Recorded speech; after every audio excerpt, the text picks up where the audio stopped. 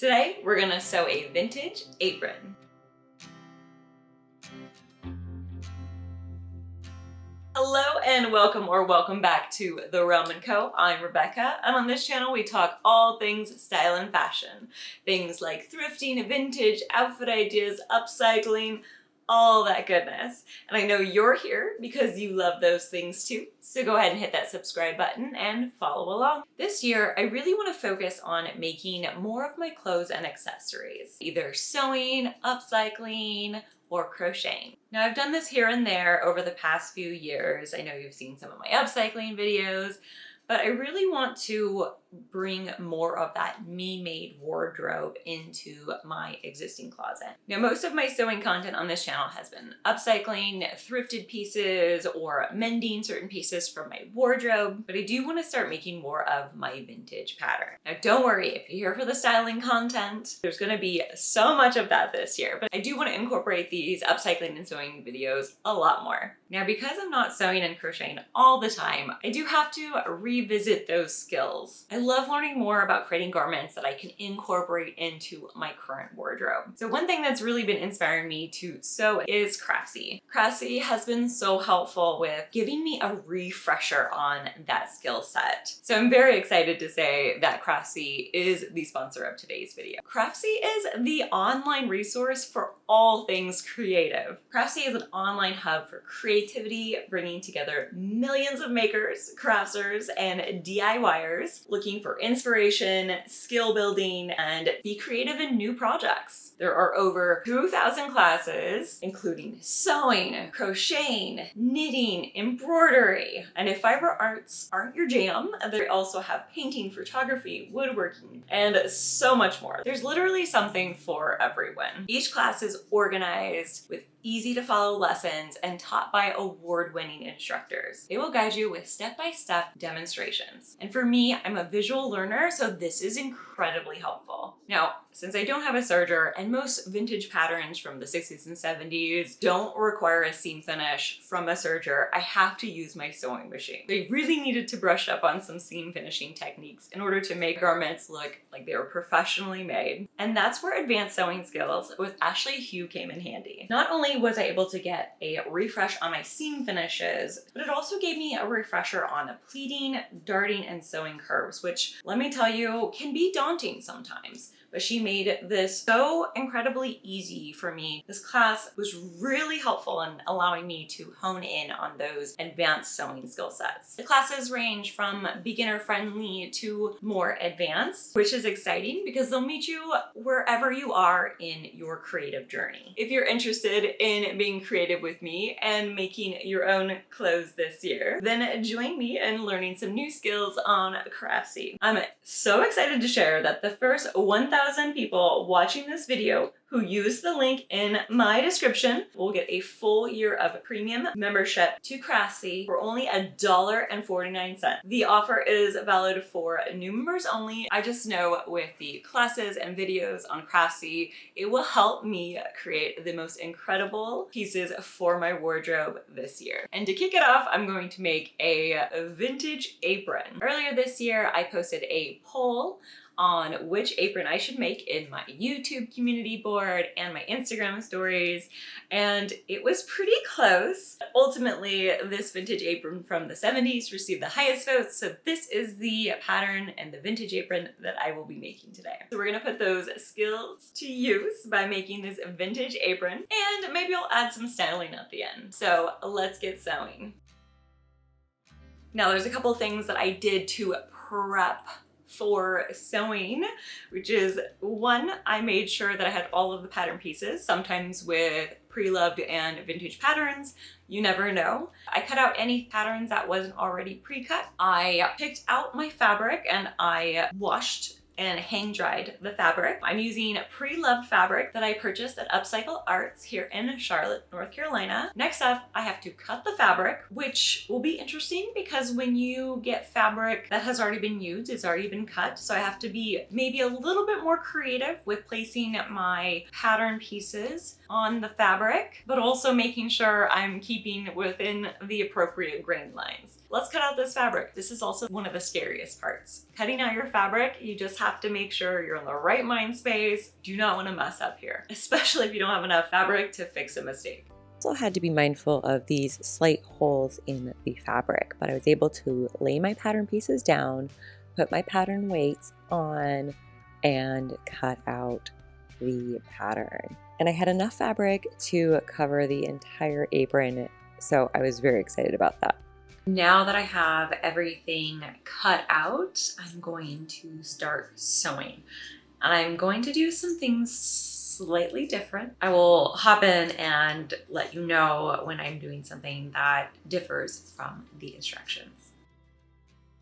Okay, so I'm gonna do something slightly different. The pattern calls for a single layer ruffle and you just do a rolled hem, but I kind of don't want to see the underside of the fabric. I'm gonna put two together and then turn it inside out. So the bottom and the top will be the right side of the fabric. I'm going to stitch it, press it, and then gather it, and then I will stitch it into the strap. I just like to, you know, change things up a bit. Let's see how this goes. Starting with the bib, I worked on the ruffles first. I did a gather stitch by hand, and then I was able to gather up the fabric and place it on the strap. Now, to make sure the ruffle is evenly distributed, earlier I had used a water-soluble pencil. I had marked the fabric where the ruffle was supposed to line up with the strap. I put a clip on those markers, and then I evenly dispersed the gathers.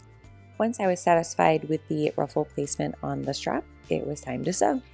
I'm sewing the ruffle and the strap right sides together so that raw edge will be on the inside of the strap. Once that's complete, I will then attach the other side of the strap and the bib, which, let me tell you, this was probably the most complicated, and I did have to seam rip a couple of times here. Well, once I figured it out, then when the strap was done, I was able to top stitch and attach the second strap. The top of the apron, the bib, and the straps are done. I love the mixed floral prints. I'm so excited about that.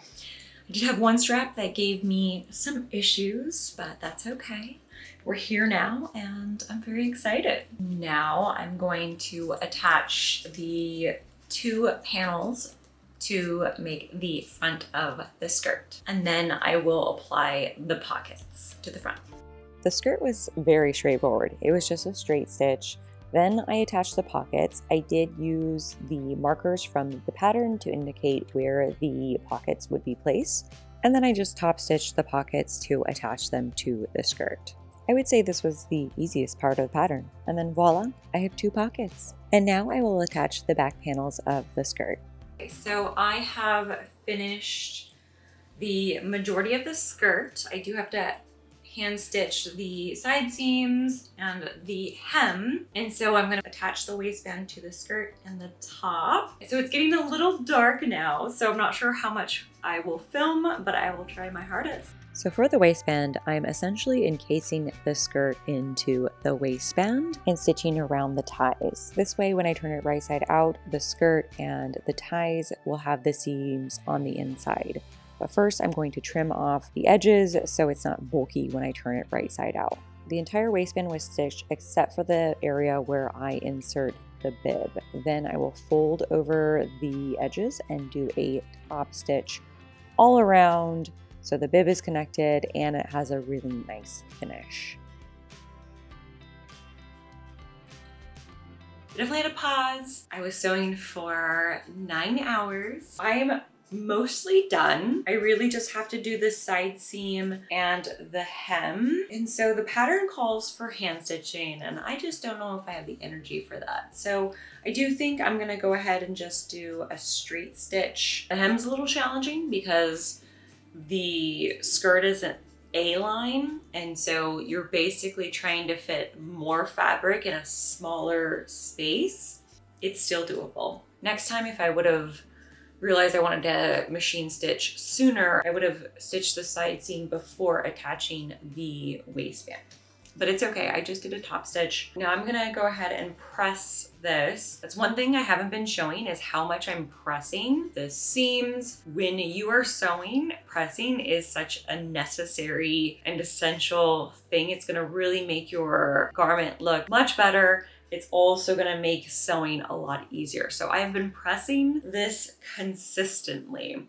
So to prevent bulking and gathering, I'm placing this kind of foundational stitch that will help stabilize the fabric. I'm using a really long stitch length here. I think 6 is the max, but this will help kind of keep that fabric structure as I roll the hem. So with that stabilizing stitch down, I probably should have done a second one, but I didn't. So I'm going to roll the hem and then I'm going to stitch. Now the key here is to, again, prevent bulking and unwanted gathering. And you can kind of see that here where the fabric is starting to kind of bubble up, but I also pressed this really well to try to prevent that. I also use a longer stitch length here to try to create that ease for the fabric. But I sewed very slow here and ultimately I think it turned out really well. I think patience definitely helped here. Now to attach the straps, the pattern called for hooks and eyes, but I only had snaps, plus I thought snaps would be much easier and they would really just work better with movement. So I hand stitched the snaps and voila, the apron, aka Pinafore, is complete. I'm very happy with how it turned out.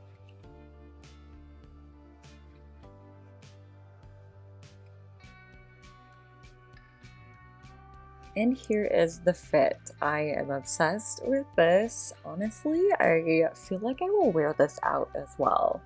I also had enough fabric left over where I made Han Solo a little kerchief as well, so we will be matching. Absolutely love it. Love the mixing of floral prints. Thought this turned out so wonderful. I had so much fun sewing this vintage apron. I love the fact that I can recreate something from the past using a vintage pattern, but also using pre-love thrifted fabric. This was an easy pattern. I highly recommend it to anyone. Let me know in the comments if you liked this apron or if you would make something similar. Special thanks to Craftsy for helping me refresh my advanced sewing skills, as well as sponsoring this video. Just a reminder, the first 1,000 people watching this video who use the link in my description or scan this QR code will get a full year of premium membership to Craftsy for only $1.49. And this offer is valid for new members only. If you like this video, please hit that like and subscribe button to follow along. I truly appreciate your support. You can also find me on Instagram and TikTok at therealm.co. And until next time, wear what you love.